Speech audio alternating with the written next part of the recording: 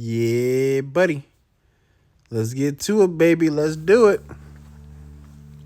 We're about to drop this load off. It's our last load, then we getting home to the babies before we get back out here. It's been raining like crazy. I don't know if you guys seen the last video. It's been ridiculous out here. But I don't want to waste you guys' time. I wanted to make this video for you new owner operators out there who's thinking about getting your own authority, insurance, all that good stuff, starting your own little small fleet, and getting out here doing Amazon Relay. Unfortunately, when I first started, everything was a lot different. I started I want to call it my Goldilocks zone, because there was more freight than drivers or owner operators or small fleet carriers, whatever you want to call it. So when I started, there was a lot more opportunity out there. The brokers really just wanted to move loads and make as much profit as they could, and they didn't really care about, not all of them didn't care about how fresh your authority was and all this stuff. When I first got my authority, the next day after it went active, I hauled Amazon Relay. That was the first load I've ever hauled, was Amazon Relay. And then I did some TQL stuff. I did a loadout from San Diego to Tennessee. It was either Memphis, Tennessee, or it was somewhere in Tennessee. So that was pretty cool. That was my first long haul trip as a new carrier. So it was a lot different when I started. It was a lot, I don't want to say easier, but it was easier to find loads to get you out of certain situations. Right now, if you were the company and you're thinking about open up your own authority, getting your truck, and being home every day, it's just not gonna happen. You're gonna have to put some work in right now, just because it's hard for everybody right now. So if you're with a company and you're making good money, set yourself up right. Stay with that company. I'm not telling anybody what to do. I would stay where I'm at. I would keep building up my funds. If I feel like I have enough money right now to go out and buy my own truck and get my own authority, I would just keep saving up. Or I would buy me a truck and sit it, or put it in the shop and make sure it's road ready, get that thing, invest money into that. So when I am ready to jump off the porch, my truck is, I found a good truck for a cheap price. Right now, trucks are going for cheap. Like just a couple months ago, 4 months ago, 6 months ago, my truck was $40,000, almost $50,000 from the dealership, and you can get one right now for $8 to $18. That's really good price, because I know a person who had a Freightliner Cascadia. He just had the transmission and all that stuff rebuilt on it, but he had to get rid of his truck. He needed the money, and he sold that truck. Had a rebuilt engine. He bought it with a rebuilt engine on it. He did the new transmission, and he had to sell it because he needed the money, and he sold that truck for under $14,000, and that was a steal. I wish I could have bought that truck. I was actually trying to get it, but the year was I think it was a 2010 or 2011, and I go into California a lot, so I didn't want to deal with that headache. But anyways, right now it's cheap to buy equipment. I would buy some equipment, set it to the side. I would stack up everything, so when the market gets back right, or close to gets back right, you will have better success there. But if you are trying to get your brand new authority, get a truck, and haul freight, that is possible. It's not going to be easy, but you're not going to be home every day. It depends on where you're at. If you're in Tennessee, if you're in the Midwest and all that stuff, when you're close by other states. I know Tennessee's close to 100 miles away from other states. And I don't know how that market is. I know California, if you live in California and you're doing power only, California's so big, going from, San Diego all the way up to San Francisco and all that stuff. So you probably could get some loads, not bobtail. You probably can get some power only loads going from, San Bernardino, Ontario area, LA area that's heading up towards San Francisco or Washington, stuff like that, and you can work that lane. That's a possibility, but I don't know. But getting home every day it's going to be tough. When I started out, I did power onlys. These are the low boards that I use. Some of these low boards are either not up anymore, or they're going through a transition. Like I used to go Coyote.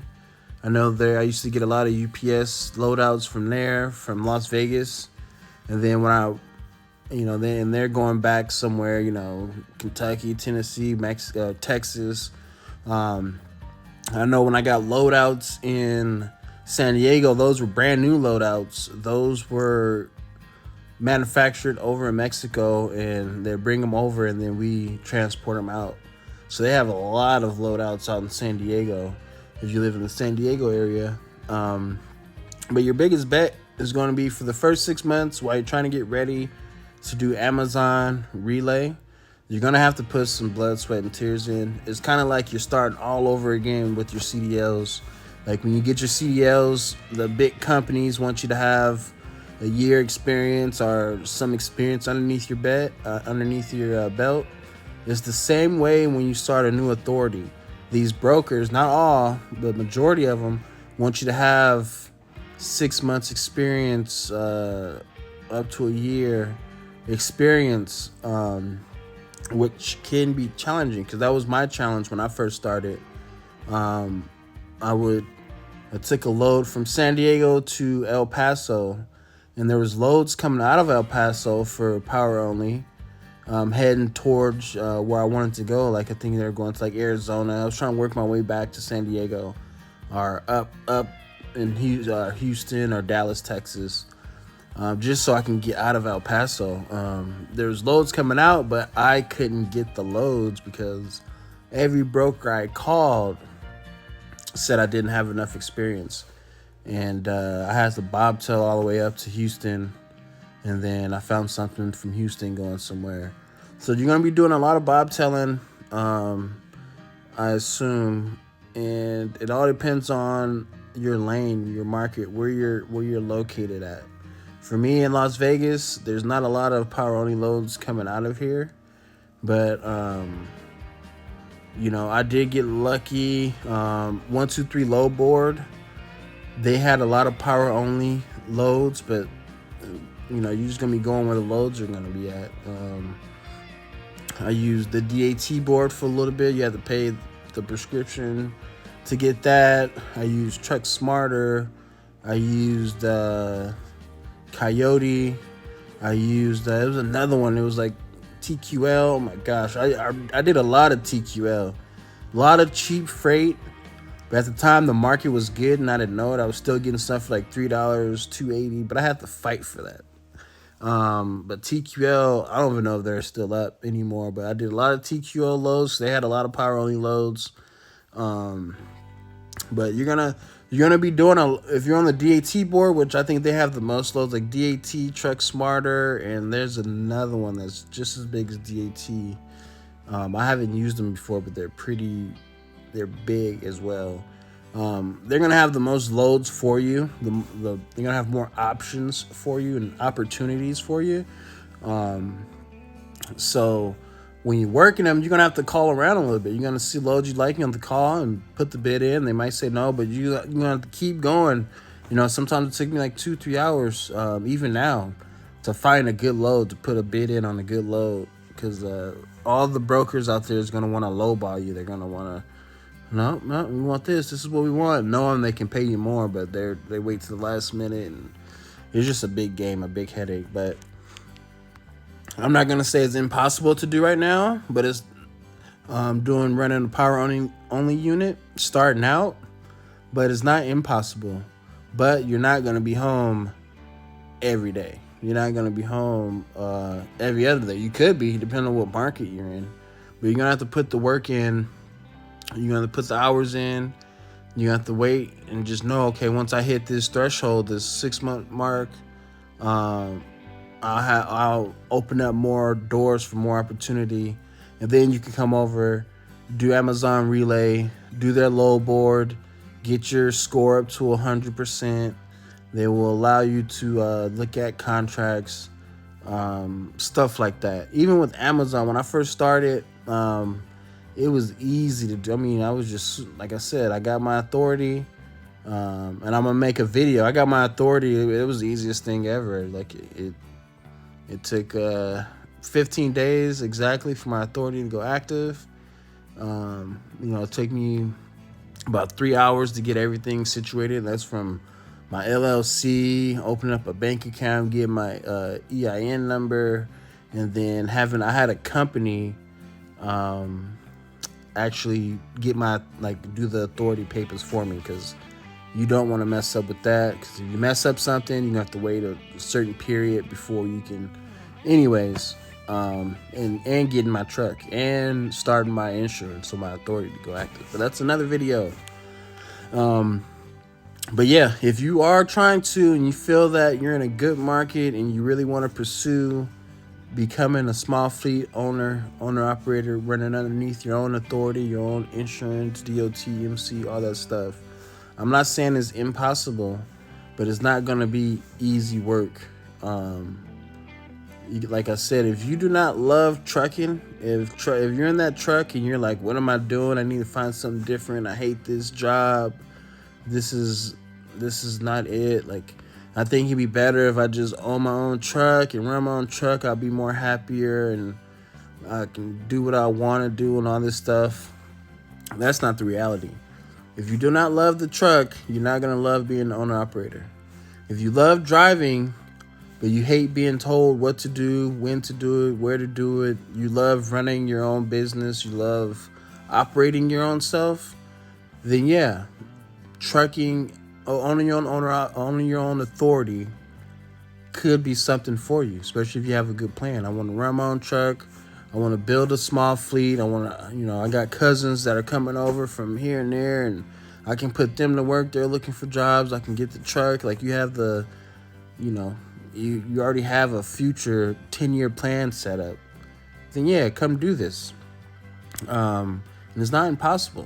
Get that truck, set up your authority, get that insurance going, hit that load board, and you can make some money out here. But it's going to be, right now, it's tough everywhere. So you're going to have to put that groundwork in, knowing, okay, I'm doing this, I'm working this hard for 6 months, because I know in 6 months I'm going to be able to actually be home every day or every other day. Or, like I said, if I lived in California, I would be home every day, because there's so many loads that are just going from Ontario up to Bakersfield, coming back down, going up to San Francisco, back down, going 30 minutes down the street. I mean, California, Amazon got it sweet, but they have high insurance. Their living is higher. Like, everything's higher out there. It's way more, like, it seems like you've been making money, but like, just the regulations and everything that's going on in California is not sweet at all. I mean, it's crazy. But with Amazon, they have so many facilities out there. It is nuts. Here in Vegas, we have a lot of facilities. I think we have over 20 facilities out here. And, I can catch some loads going from Vegas to California, Vegas to Arizona, and be home every other day if needed to. But yeah, guys, hopefully that helped you out a little bit.